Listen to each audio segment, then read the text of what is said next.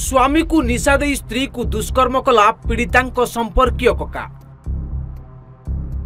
एभली घटना देखा मिली बालेश्वर जिला जलेश्वर थाना गड़साही बालियापाड़ अंचल रे।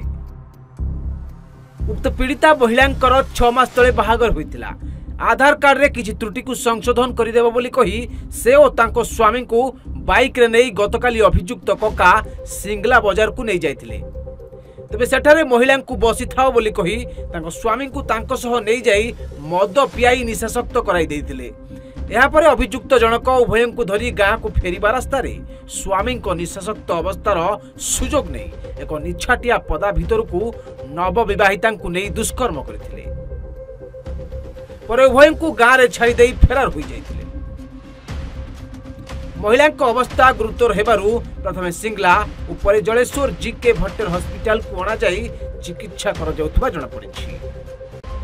बालियापालू चंदन कुमार जेना रिपोर्ट सूचना टीवी 24x7।